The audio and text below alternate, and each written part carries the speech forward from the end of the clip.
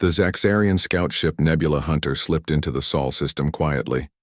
The sleek silver craft moved like a ghost between the gas giants. Commander Krill stood on the bridge, his four eyes blinking in sequence as he studied the forward screens. "Another system to check," he said. His skin changed from blue to green, showing his boredom. "Probably just another dead rock or primitive life." "We have scanned the third planet, Commander," said Science Officer Vex. She tapped her thin fingers. "On the control panel. It shows signs of technology, radio waves, artificial satellites, but no space travel beyond their moon." Krill nodded. This was normal. Most species never made it past their own planets. Standard procedure. Set up monitoring. Satellites. "Begin invasion review," he ordered. The crew worked fast. They placed small hidden satellites around Earth. These machines began sending data back to the ship. What they learned made them all nervous. 3 days later, Science Officer Vex called an emergency meeting. The ship's 10 officers gathered in the round room. Vex stood in the center, surrounded by floating screens filled with data. "Commander, this planet should be dead," she said. Her voice shook slightly. "The radiation levels from their sun would kill most species we know. The gravity is 30% stronger than our home world. And the oxygen levels..." She paused. "The oxygen in their air would poison almost every member of the Galactic Confederation." The officers looked at each other. This was strange news. "Yet they live there?" asked Weapons Officer Zorn. "They don't just live, they thrive," said Vex. "They have, spread to every corner of their world. Hot deserts, frozen mountains, deep oceans. They adapt to everything." Commander Krill leaned forward. "Show me these creatures." The screens changed to show humans doing everyday things. A farmer working under the hot sun for hours. A woman lifting weights twice her size. A man diving deep, underwater without breathing equipment. Children playing in the snow wearing only light clothes. "Their bodies are incredibly tough," explained Vex. "They heal from injuries that would kill us. They can lose parts of their organs and survive. They can break bones and keep fighting. But surely their technology is weak," asked Engineer Drool. "That's what makes them more dangerous," said Vex. "Their technology is growing faster than any species we've studied. Look at this graph." A new screen showed a line moving slowly across, time then suddenly shooting up at the end. This shows their technology growth. For thousands of years it moved slowly. Then in just 200 years, they went from simple machines to space travel and worldwide communication. If this continues, they will have faster than light travel in 50 years. The room grew quiet. Every officer knew what this meant. A species this, tough with advanced technology, would be unstoppable. Down on Earth, in a small town called Pine Creek, Jack Gordon walked his dog under the stars. Jack worked as a forest ranger and knew the night sky well. When he saw a flash of light move in, a strange pattern, he stopped walking. "That's not a plane, Lucy," he told his dog. The golden retriever looked up at the sky, then back at Jack with confusion. Jack took out his phone and recorded the light. It moved too perfectly to be natural. It stopped, changed direction, then zipped away faster than anything he'd ever seen. The cue. Next morning, Jack showed the video to his friend Bill, who worked at the local radio station. "Looks like a UFO to me," Bill said with a laugh. "I'm serious," said Jack. "Whatever it wasn't from here." Bill put the video on the station's website as a joke. By evening, it had spread across the internet. People everywhere were talking about it. Most thought it was fake. Some believed it was real. A few government agencies quietly began investigating. Back on the Nebula Hunter, Commander Krill received more disturbing news. "Sir," reported Officer Vex, "we've analyzed their biology more deeply. They are apex predators." "That's impossible," said Krill. "Apex predators never develop space travel. They're too aggressive to work together." "These ones did," said Vex. "They hunt in groups, they plan, they use tools, and they never stop. Their hunting style is to chase prey until it collapses from exhaustion. They just keep going. No other predator does this." "And their diet?" asked Krill. "Omnivores. They eat Plants and animals. They cook their food with fire. They can digest things that would kill most species. Some of them even eat food that burns their mouths on purpose, for enjoyment. Commander Krill's skin turned pale white, the Zaxarian color of fear. "There's more," said Vex. "They seek out danger. They climb mountains with no reason. They jump from high places for fun. They fight fires. They swim in dangerous waters. They expose themselves to harm to save strangers." The ship's doctor, Meal, joined the conversation. "Their psychology is equally strange. They form bonds with non-related members of their species. They help each other without direct benefit. They even form attachments to other species, keeping them as pets that serve no purpose." Commander Krill walked to the main window and looked out at the blue planet. "In all my years exploring, I've never seen anything like them," he said quietly. "Contact the Galactic Confederation immediately. Tell them we've found something new, something dangerous." As the message was sent across space, Jack Gordon's video reached a small government office. Agent Samantha Wells watched it carefully, then picked up a secure phone. "Sir, I think we have another sighting," she said. "And this one looks real." Humans and aliens were about to change forever, and neither side was prepared for what would come next. The emergency message from Commander Krill reached the Galactic Confederation in 3 days. The High Council met in their great round hall. 20 leaders from different alien species sat in a circle, their faces showing worry. "A dangerous new species has been found," announced High Chancellor Voss, an old Zaxarian with pale blue skin. "We must study them carefully." The council chose Dr. Zarla, their best scientist who studied alien life, to lead the mission. Dr. Zarla had 6 arms and green scaly skin. Her large eyes could see things others missed. "Take whatever you need," said Chancellor Voss. "Learn everything about these humans." 1 week later, Dr. Zarla's research ship entered Earth orbit. Unlike Krill's ship, this one was built to stay hidden. It used special technology to become invisible to Earth's simple radar systems. "Begin the observation," ordered Dr. Zarla. "Choose 10 humans from different parts of the planet. Watch everything they do." The ship's computers selected 10 humans. One was Susan Reed, a woman who ran races in a place called Oregon. The aliens watched as Susan trained every day, running through rain and sun. "Look at this," said Dr. Zarla to her assistant, Dr. Mix. "She has been running for 2 hours without stopping." "Our people would collapse after 20 minutes, said Dr. Mix, his yellow eyes wide. They watched as Susan finished her run, drank water, then did exercises to make her muscles stronger. "The strangest thing," said Dr. Zarla, "is that this activity actually makes them stronger. Their bodies adapt to stress. They grow when challenged." The research team observed other humans. They watched Frank Lewis, a fisherman from Maine who worked on his boat in freezing weather. His hands turned red from cold, but he kept working. "Their temperature range is amazing," noted Dr. Zarla. "This human works in cold that would kill us.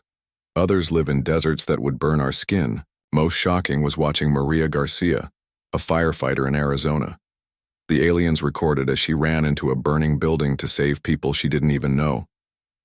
"The temperature in that building was over 500 degrees, said Dr. Mix, checking the readings. "Our bodies would melt." She walked through it wearing only thin protective clothing. Dr. Zarla wrote in her report, "Humans can tolerate extreme pain. They willingly face danger to save others. This combination of physical strength and group loyalty makes them unlike any species we have studied." The observation continued for 30 days. The aliens watched humans build things, solve problems, care for each other, and fight with each other. "They are full of opposites," Dr. Zarla told her team. "They can love deeply and hate strongly. They create beautiful art and terrible weapons. They save lives and take lives. They are unpredictable." During this time, Jack Gordon's video had spread widely. News stations played it. Scientists studied it. Government agents investigated it.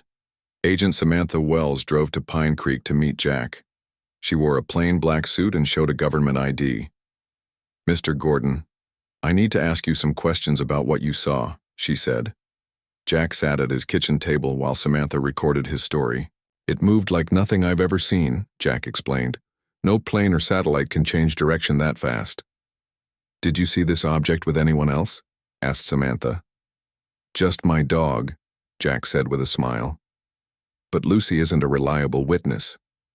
What Jack didn't know was that Dr. Zarla's team was watching this interview. They had placed tiny cameras in Jack's house.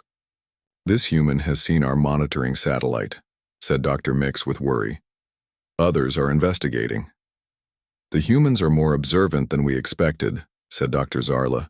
We must be more careful. Back at the Confederation Council, leaders grew more concerned as they read Dr. Zarla's reports. These humans are dangerous, said the reptilian ambassador. They heal quickly. They adapt to everything. They never give up. And their technology is developing too fast, added the aquatic minister. In just 100 years, they went from simple machines to splitting atoms. Chancellor Voss called for quiet. The most dangerous thing is their curiosity. They keep looking up at the stars. They send radio messages into space. They build bigger telescopes. They want to find us. What if they develop faster than light? Travel? Asked another leader. What if they spread to other planets? The room filled with nervous whispers. No species had ever evolved like humans. No species combined strength, intelligence, adaptability, and aggression in such a dangerous mix. I have made my decision, announced Chancellor Voss. Earth will be placed under quarantine. No ship may visit. No contact allowed. We will watch and wait until we have a plan to deal with them. As the council meeting ended, Dr. Zarla was already heading back to Earth. She had more observations to make, more data to collect. Something about humans fascinated her. They were dangerous, yes, but also remarkable. On Earth, Agent Samantha Wells submitted her report about Jack's video. Her boss read it, then made a phone call to a secret government facility deep underground. Sir, we have another confirmed sighting, he said. I think they're watching us. The quarantine had begun, but it was already too late. Humans knew something was out there and they wouldn't stop looking until they found it. Dr. Zarla's research ship orbited Earth, invisible to human technology. The crew followed strict rules, watch but never interact. For most of the crew, humans were just study subjects, but for Junior Science Officer Mix, they became an obsession. Mix was the youngest crew member. His bright yellow eyes would stay fixed on the screens for hours as he watched humans. Most of all, he loved human music. Listen to this, Mix told his friend Trill one night. He played a recording of a human orchestra. The way they use sound is amazing. They create emotions with vibrations in the air. Be careful, warned Trill. You're getting too interested in them. But Mix couldn't help himself. Each day he collected more human music. Classical, rock, jazz, folk songs from around the world. He studied the patterns, the instruments, the voices. One night, while Dr. Zarla was sleeping, Mix made a decision that would change everything. I need better recordings, he told himself. Just one quick trip to the surface. Against all rules, Mix took a small research pod from the ship. The pod was only meant for emergency use. It was barely big enough for one person. Mix programmed it to land in a place with few humans, a field near a small town called Millfield, in Kentucky. The pod entered Earth's atmosphere at night. Mix tried to keep it steady, but he wasn't trained as a pilot. The small craft shook violently as it cut through the air. In Millfield, Kentucky, Olivia Jones was setting up her telescope in her backyard. At 22, she was home from college for summer break. Astronomy had been her hobby since she was 10. Perfect night for stargazing, she said to herself. The sky was clear and full of stars. As she adjusted her telescope, a bright light caught her eye. At first, she thought it was a shooting star. Then she realized it was moving too slowly, too deliberately. That's not a meteor, she whispered. She quickly pointed her telescope toward the light. What she saw made her gasp. It was a small craft, definitely not an airplane or helicopter. It was round and glowing slightly. Olivia grabbed her phone and started recording. The craft moved down toward the ground about a mile from her house, near old Farmer Miller's empty field. "Oh my God," she said. Her hands shook as she texted her brother Kyle, who was inside the house. "Come outside now, bring your truck keys, you won't believe what I just saw." Kyle came out confused. Olivia showed him the video. "Is this a joke?" he asked. "No. It landed in Miller's field. We have to go see." Kyle hesitated, but his sister's excitement was contagious. "Fine. But if this is a prank, you're doing my chores for a month." They drove in Kyle's old pickup truck, down the dark country roads. When they got close to the field, Olivia made him turn off the headlights. "We'll walk from here," she whispered. They climbed over a fence and moved carefully through the field. Then they saw it. A small silver pod, about the size of a car, sitting in the grass. A faint blue light glowed from inside. "Holy." Kyle couldn't finish his sentence. It was really there. Suddenly, a section of the pod slid open. Kyle pulled Olivia behind a large rock. They peeked out as a figure emerged. It wasn't human. It was smaller, maybe 4 feet tall, with greenish-blue skin. It had 4 arms and large yellow eyes that seemed to glow in the dark. "I'm not dreaming, right?" Kyle whispered. "No," Olivia answered. "We're seeing the same thing." The creature, Mix, stepped onto Earth's soil. He carried a small device, probably for recording. He looked around in wonder, then took a few steps. Suddenly he tripped on a rock and fell hard. The device flew from his hand and broke. Mix cried out in pain, a strange, high-pitched sound. To Kyle and Olivia's horror, they saw the alien's leg was badly hurt. A blue liquid, probably blood, was coming from a deep cut. "It's injured," said Olivia. "We should leave," said Kyle, pulling her arm. "We can't just leave it hurt," said Olivia. "What if it dies?" "It's an alien. We don't know what it wants." "It looks scared, not dangerous." Before Kyle could stop her, Olivia stepped out from behind the rock. "Hello?" she called softly. Mix's yellow eyes grew wide with fear. He tried to stand but fell back in pain. "We won't hurt you," Olivia said, moving slowly closer with her hands up. "You're injured. We can help." Kyle followed behind her, ready to pull her away if needed. But the alien didn't attack. It just watched them with those big yellow eyes. Olivia took off her jacket and carefully wrapped it around the alien's leg to stop the bleeding. Mix watched in confusion. Why were these humans helping him? Meanwhile, on Dr. Zarla's ship, alarms were blaring. "What do you mean a pod is missing?" she shouted. "Junior Officer Mix took it," explained Trill. "He launched 20 minutes ago. Find him, now." Dr. Zarla's skin turned dark red with anger. This was a disaster. The quarantine was broken. Humans might discover them. Back in the field, Kyle and Olivia had managed to stop Mix's bleeding. The alien was still scared but seemed to understand they were trying to help. "We need to get him to the pod," said Kyle. Together, they carefully helped Mix back to his craft. Inside the pod, Mix was surprised to see the humans trying to understand the controls. The girl was pointing at what looked like a medical kit on the wall. Somehow they had figured out that he needed medical help. With simple gestures, Mix showed them how to open the kit. Inside were tools and medicines unknown to humans. But Olivia and Kyle did their best, following Mix's gestures to help treat his wound.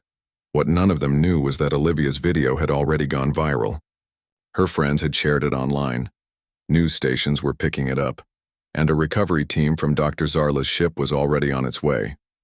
First contact had happened in the most unexpected way possible, through an act of kindness that would change how the Galactic Confederation viewed humans forever. Dr. Zarla's recovery team raced toward Earth in 3 small ships. Each ship carried 4 armed soldiers. Their mission was clear: find Mix, destroy any evidence, and erase human memories of the encounter. "Remember, no permanent harm to the Yaosa humans," ordered Captain Drex, the team leader. "Use memory wipe devices only." The ships landed silently in the field, surrounding Mix's damaged pod. The soldiers jumped out, weapons ready. But what they saw made them stop in confusion. 3. Humans, Olivia, Kyle, and now their friend Ben, who had joined them, were helping Mix fix his pod. They had figured out how to repair the broken landing gear using parts from Kyle's truck. The fuel line is connected now, Ben was saying. He was a mechanic who worked at the local garage. Not sure what kind of fuel it uses, but the pipe is fixed. Mix was communicating with simple hand gestures and drawings in the dirt. Despite having no common language, the humans and alien had found a way to work together. When the soldiers appeared, the humans stood in front of Mix protectively. "Don't hurt him," said Olivia. "He's injured, not dangerous." Captain Drex was shocked. These humans showed no fear. Instead, they were defending an alien they had just met. This was not the reaction any Confederation species would have had. "Stand down," Drex told his soldiers. This situation needed careful handling. Meanwhile, on the Confederation's home planet, the High Council had called an emergency meeting. Chancellor Voss looked grim as he addressed the 20 leaders. "The quarantine has been broken," he said. "Humans have made contact with one of our officers." The room filled with worried voices. "We must take control of their planet now," said the reptilian ambassador, standing up, "before they become a real threat." "No," argued the aquatic minister. "Full invasion would be too dangerous. We should destroy them from orbit." Chancellor Voss raised his hand for silence. "We will not destroy an entire species, and invasion would be difficult. Their planet has diverse environments that would challenge our forces." The council debated for hours. Some wanted peaceful contact. Others wanted isolation. Some suggested more extreme measures. "We need more information," Chancellor Voss finally decided. "I will speak with Dr. Zarla directly." On Earth, the recovery team had brought Mix and the 3 humans to their ship. This broke every rule of the quarantine, but Captain Drex had made a judgment call. These humans had already seen too much, and their reaction was worth studying. Dr. Zarla arrived at the landing site, her skin dark red with anger. But when she saw the humans calmly sitting in the ship, talking with Mix through a basic translation device, her scientific curiosity took over. "You helped an alien creature you had never seen before," she said to Olivia through the translator. "Why?" Olivia looked confused by the question. "He was hurt. Anyone would help." "No," said Dr. Zarla. "Most species would not. They would run or attack out of fear." "We were scared," admitted Kyle. But he seemed more scared than we were. Dr. Zarla studied them carefully. These humans showed a quality rare in the galaxy, empathy that extended beyond their own kind. Just then, a message came through. Chancellor Voss himself wanted to speak with Dr. Zarla. His hologram appeared in the ship's communication room. "Explain." "This situation," he demanded. Dr. Zarla told him everything. Mix's unauthorized trip, his injury, and the humans' unexpected help.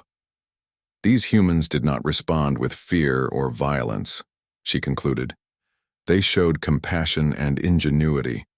They tried to help a completely alien life form." Chancellor Voss considered this information. "The council is divided. Some want to eliminate the threat humans might pose. Others suggest peaceful contact."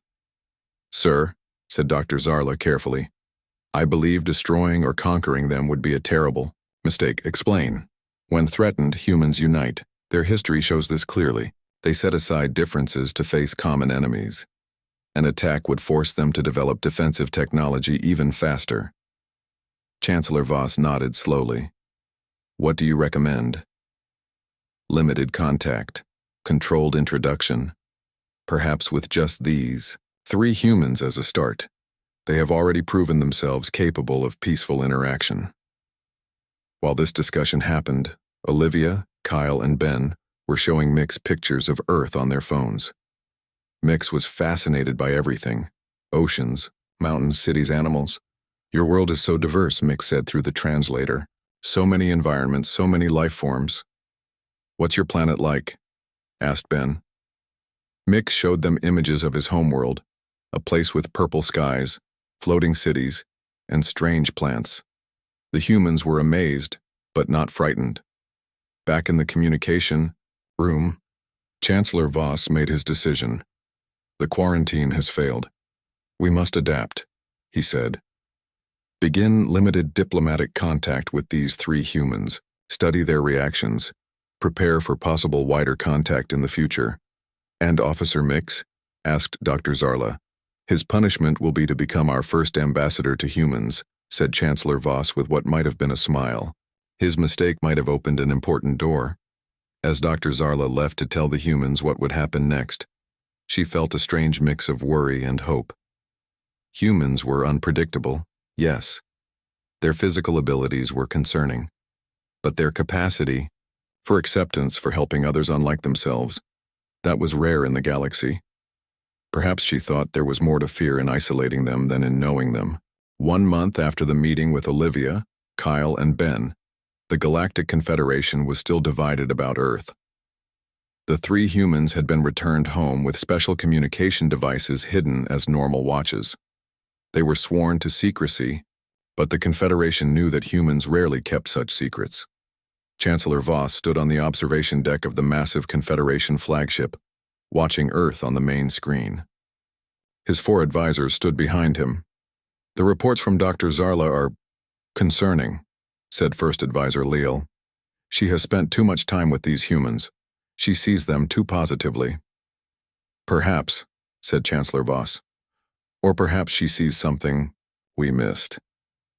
The latest report had described many meetings between Dr. Zarla's team and the 3 humans. The humans had introduced them to more people, scientists, teachers, doctors, all carefully selected for their open minds. Each meeting showed the same pattern: initial fear, followed by curiosity and acceptance. Their adaptability extends to ideas, not just physical conditions, Dr. Zarla had written. They can change their entire worldview in days. Now Chancellor Voss had to make a final decision that would affect both civilizations. The Council had given him 3 options. First, limit human expansion through secret operations. Destroy any attempt at faster-than-light technology, keep Earth isolated forever. Second, begin full diplomatic relations. Share technology. Invite Earth into the Confederation. Third, minimal contact. Watch and wait. Allow limited sharing of cultural information but no technology. Back on Earth, Olivia sat in her backyard with Mix, who wore a human disguise that made him look like a short man with unusual fashion sense. They were listening to music together, Beethoven's Fifth Symphony. "This is still my favorite," said Mix through his translator, "the way the sounds build upon each other." "You know, there's so much more music you haven't heard yet," said Olivia. "And art, books, food?" Mix nodded. In the week since first contact, he had experienced more new things than in his entire life before. Humans created constantly, tried new things without fear of failure, and shared ideas freely. "Your people are preparing their final decision," Mix said quietly, "about Earth's future." "Are we really that scary to them?" asked Olivia. "Yes," said Mix honestly. "Your bodies are stronger, your minds adapt faster, you recover from injuries that would kill us, you live in places we couldn't survive. But we're not violent by nature," argued Olivia. "We help each other. We're curious, not conquering." "Your history shows otherwise," said Mix.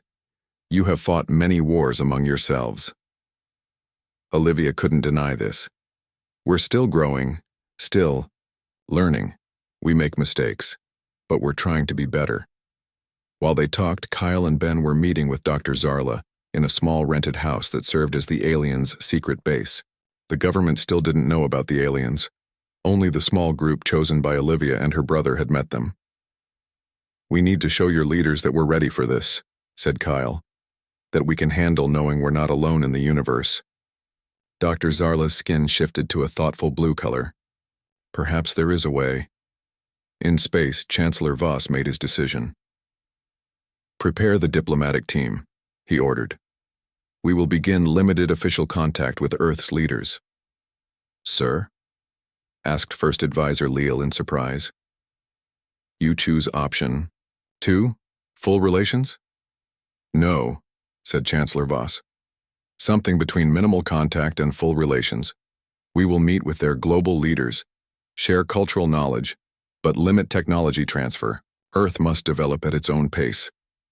They will demand our technology, warned another advisor. Yes, agreed Chancellor Voss, and we will refuse. How they handle that refusal will show us what kind of neighbors they will be. The plan moved quickly. Dr. Zarla's team contacted important world leaders through secure channels. A meeting was arranged at a neutral location, a small island in the Pacific Ocean. 20 human leaders would meet 20 Confederation representatives. 2 days before the meeting, Dr. Zarla met with Olivia, Kyle, and Ben one last time. You three will be there, she told them. You were the first contact. It's fitting that you see the official beginning. What do you think will happen? Asked. Dr. Zarla's skin turned a light purple, the color of uncertainty.